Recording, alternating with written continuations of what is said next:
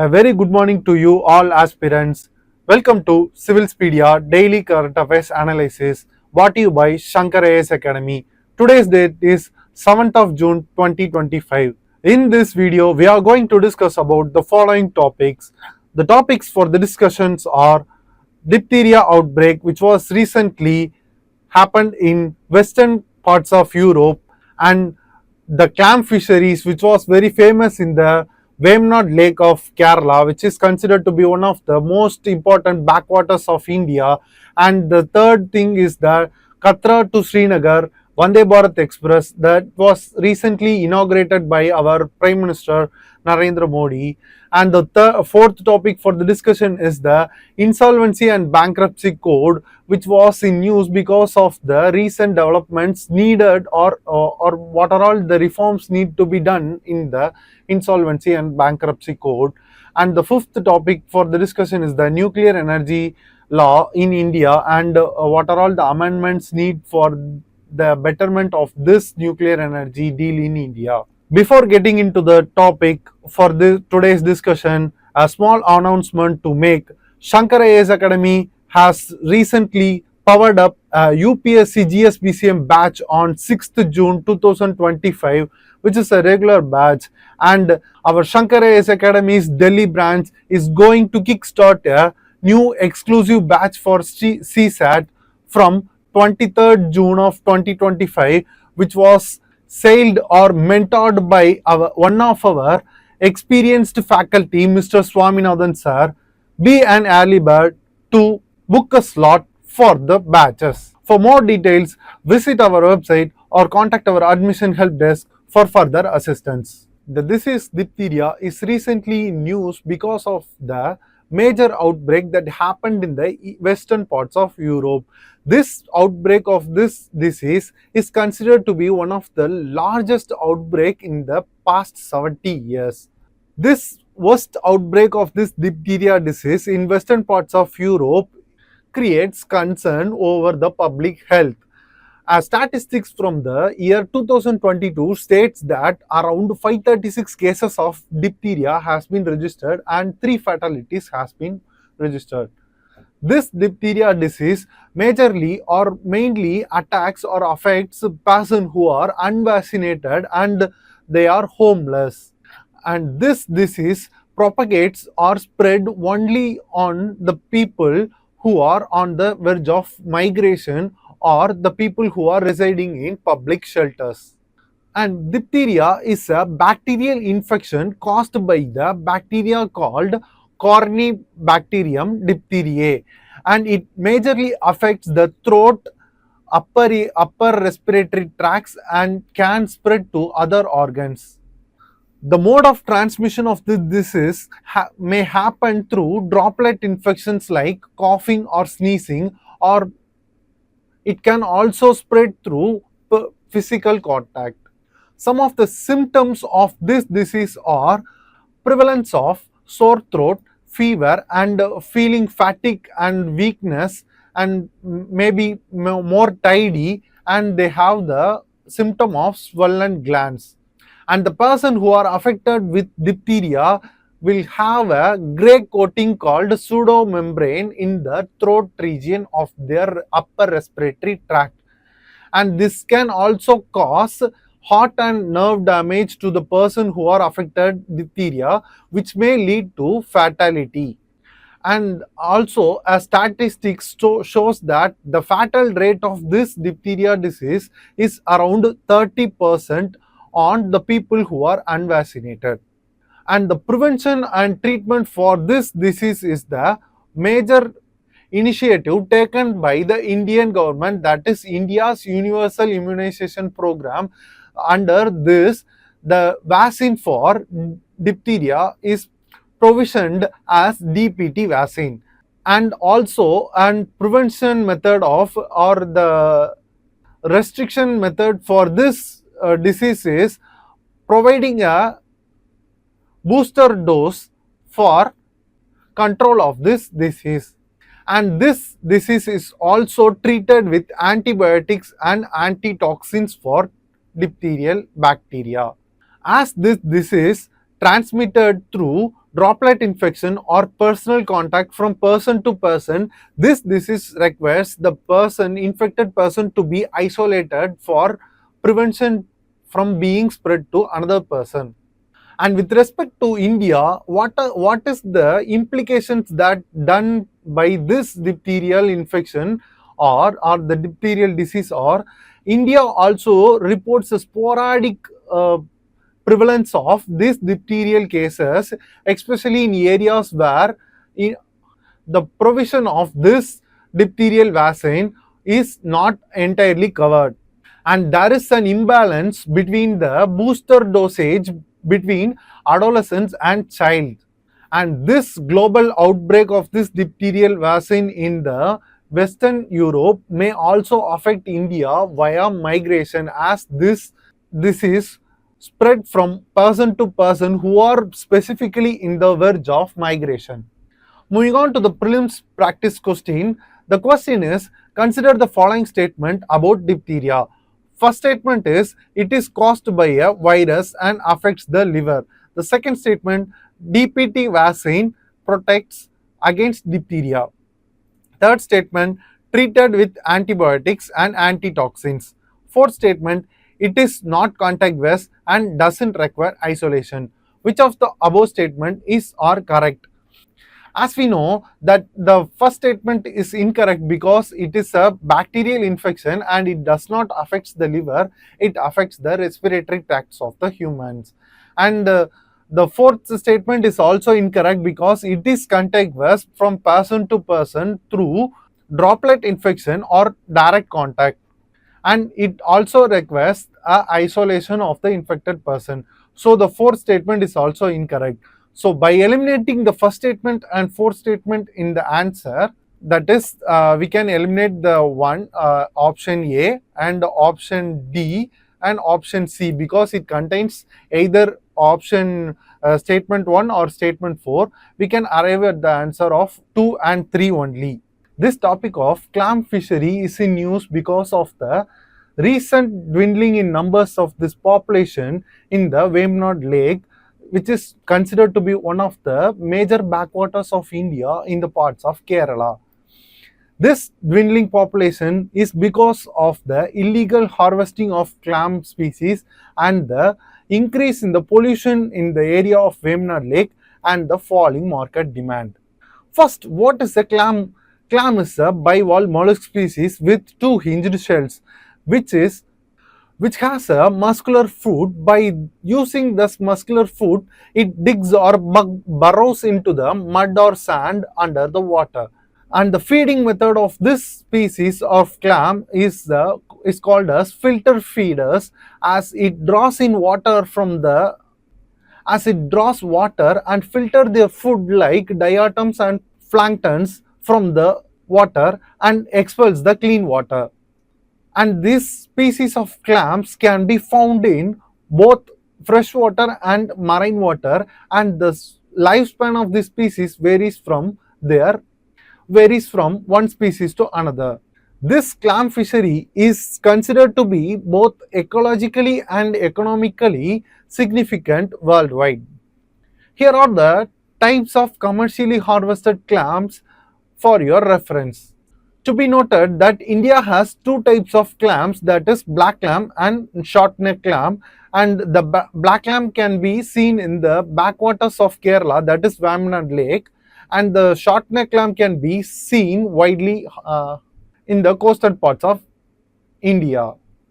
What causes this clam fishery? More important is the issue behind this clam fishery, which causes an damage to the ecology, and also it creates an impact in the economy also. The first and foremost issue behind this clam fishery is the dwindling population of this clam for consumption.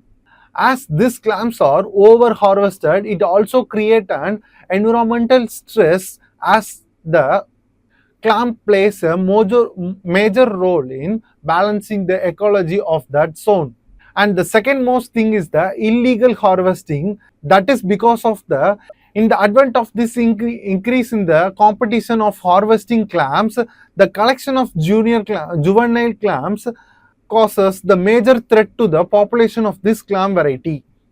The other major issues behind this species dwindling are the water pollution, which causes algal bloom, and which in turn creates oxygen depletion for this clam variety, and the numbers got reduced. And the othermost issue behind this is the siltation, which affects the feeding of this clam variety, and the climatic stress caused by the change in temperature of the ocean or the water that the species evolve, and the salinity also plays a major role in the numbers of clam species, which also has a issue with the market demand. That is, the demand for this clam species in the market got depleted because of the cheaper alternatives like dolomite. This dolomite is specifically used in cement factories. Moving to the prelims practice question, the question is, consider the following statements regarding clam. First statement is, they are usually found in both fresh waters and marine waters. The first statement is obviously correct. And the second statement, Manila clam is a species of clam usually found in the east coast of United States. As this statement is incorrect because it is not the east coast of United States, it is west coast of United States. So the answer is A, one only. A milestone in the connectivity of Jammu Kashmir with the rest of India is going to happen by today, because our Prime Minister Modi has inaugurated the Vande Bharat Express between Katra to Srinagar. It is a part of USBRL project 2025. As I said, that our Prime Minister Modi has inaugurated the Katra to Srinagar Vande Bharat Express connectivity, creates a connectivity between Jammu Kashmir with the rest of the India, which also creates a boost in the economy, which marks the completion of the USBRL project, which contains around 272 kilometers all-weather rail link. What is USBRL project? The USBRL stands for Uddam Srinagar Baramulla rail link. That is, the rail link connects from Udhampur to Baramulla. The length of this project, or the connectivity that made through this project, is around 272 kilometers, which has the estimated cost of around rupees 43,780 crores. And what is the major feature of this URL project is that it contains around 36 tunnels, which is a major breakthrough in this project, and it also contains 943 bridges, which also contains two important bridges. We are going to discuss about this in the later section. And it also be an all-weather connectivity line link between the two area, and which is considered to be the boost or stimulus to the area of tourism, horticulture, and which also boosts the regional economy of India. And what is the major area that is, as I said in the earlier section, that we are going to know about the two major bridges, which is an engineering marvel in the Indian infrastructure. Is the first one is the Chana Bridge and the Anjikat Bridge. This Chana Bridge got its name because it bridges over the Chenab River, and it is the highest single arch railway bridge in the world. And it is constructed in a way, in a manner that it can withstand around the wind speed of 250 plus kilometers per hour, and it also has the capability to withstand the blast proof, and it also has the main feature of stability. Even the zone 5 earthquake may happen. And the second most important bridge that is an engineering marvel in Indian infrastructure is the Anjikat Bridge. This Anjikat Bridge is the first Indian Railways cable-stayed bridge with the height of 331 meters and with the length of 725 meters. And it also has a pylon, which is an inverted Y shape, which is constructed with the cable of real steel with 653 kilometers, and the total steel involved in the construction of bridge is around 8,200 metric ton of steel. And the agencies involved in the protection of this railway link are the CRPF, RPF, GRP, and Indian Army. It covers the geographical location of India, like Himalayan terrain of Pirpanjal ranges, and it also has the all-weather access to the Kashmir Valley, and it also plays a key role in the strategic, economic, and social security stability. Moving on to the prelims question. The prelims question for this project is the Udhampur Srinagar Baramulla rail link project is significant because it provides all weather rail connectivity to Kashmir Valley. It is part of the India Nepal transnational rail corridor. It features the world's highest railway bridge. Which of the following statement is or correct? As we know that it does not an a transnational railway link, so the second statement is incorrect. By eliminating the second statement from the question answer option, we can arrive at the answer easily by 1 and 3. This article in news about the Insolvency and Bankruptcy Code of 2016 is because of the success rate that the Insolvency and Bankruptcy Code provides in the recent history, which states the improvement in the recovery of the stressed asset, and it also has the enhancement in the credit culture between the creditors and the debtors, and it also significantly plays a key role in the reduction of the NPAs, that is non-performing assets. What is Insolvency and Bankruptcy Code of 2016? It is primarily enacted to have a unified and time-bound process for resolving the insolvency of individuals, firms, and companies, which in turn creates a pile of stressed assets or non-performing assets which are of no value to the Indian economy.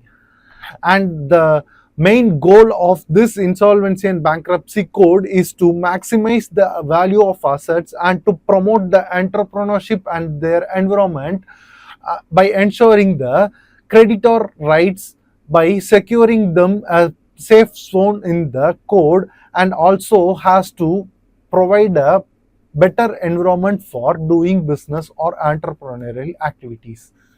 And what was the primary reason that this IBC has been evolved or introduced into the Indian economy? That this IBC, before the introduction of this separate code for stressed asset or the non-performing asset, there were that this area of the economy was not dealt by same or unified law, because it scattered around various laws like Companies Act, Surface Act, and SICA Act, etc. And the major issue that faced at that time of before the introduction of IBC into the Indian legal system is the delay in the resolution process, which in turn creates a poor assets recovery, and there is a no unified law which deals with the stressed asset. And the earlier laws which contains the provisions which are most friendly to the debtor perspective and not to the creditors like banks. This creates a poor environment for the credit discipline, and which costs to the pile up of the NPAs. And how this Insolvency and Bankruptcy Code works is that the initiation of this Insolvency and Bankruptcy Code was done by the defaulters below 1 crore. By the defaulters greater than or equal to 1 crore can be filed by the creditors or debtors before the National Company Law Tribunal.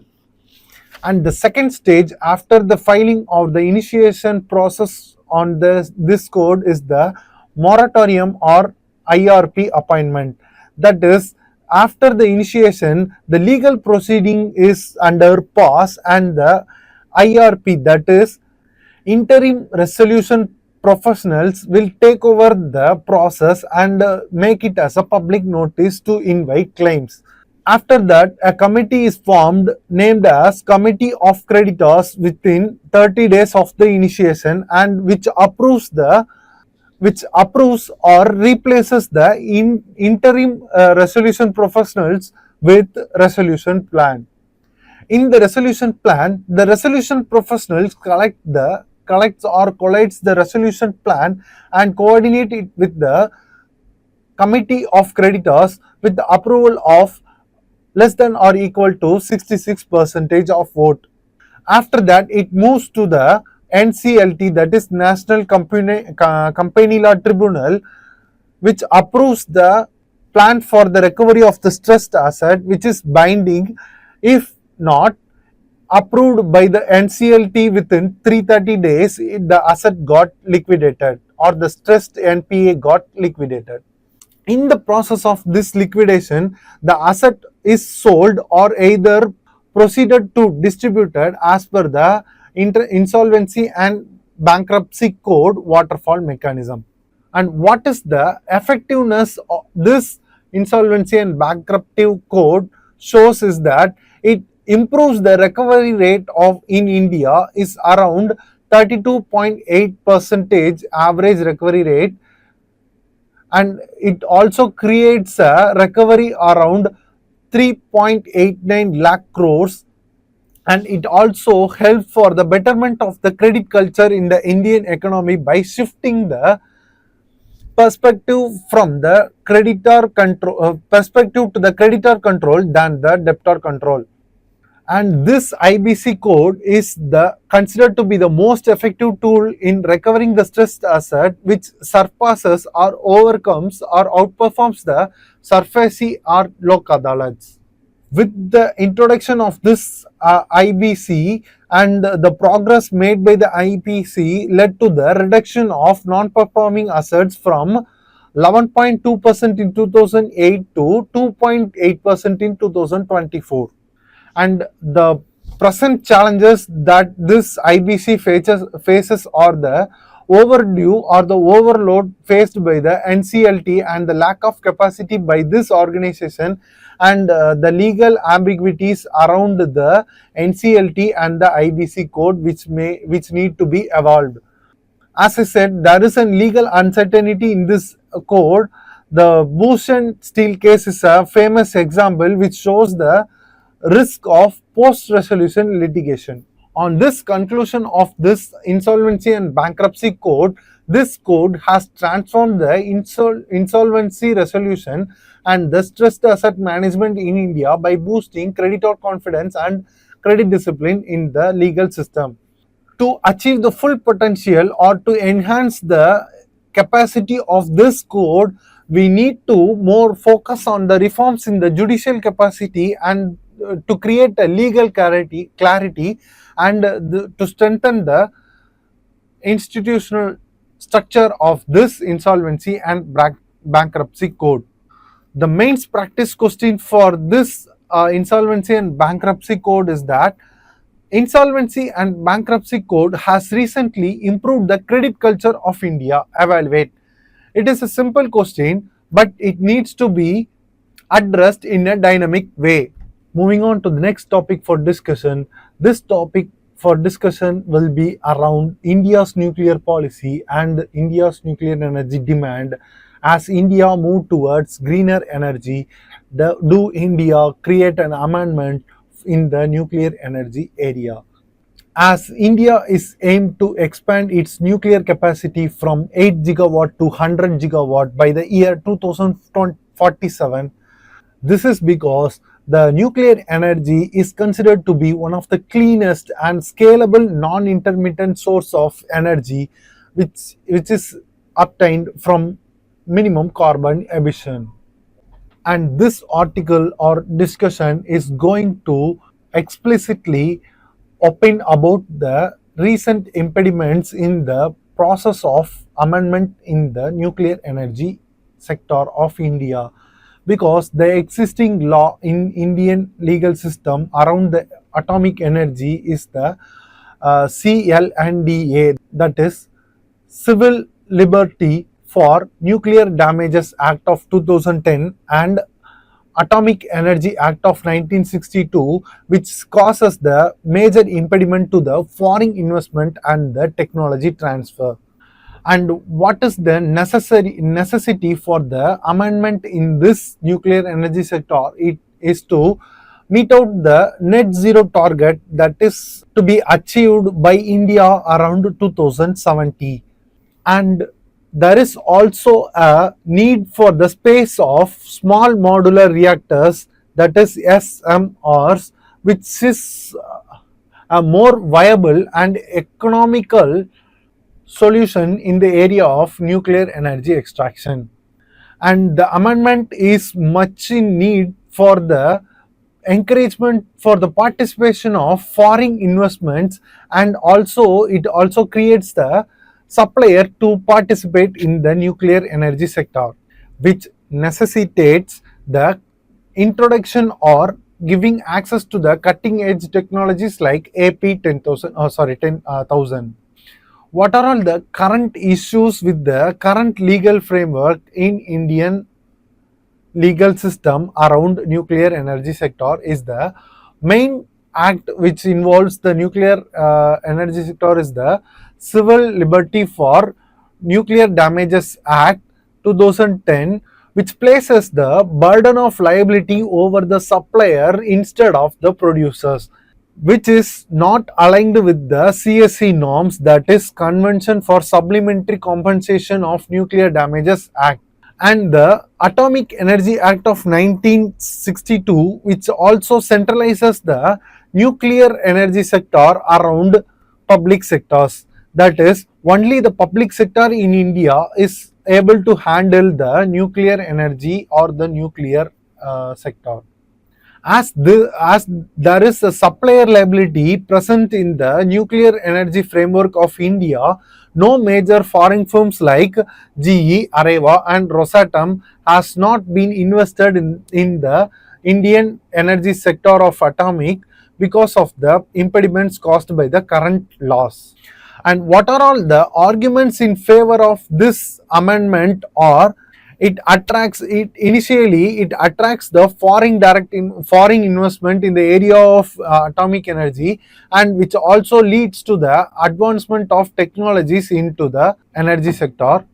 And further, it also enables the economic viability through small modular reactors, which also plays a major role in the production of atomic energy or the nuclear energy, which is more of economically viable and easy to establish.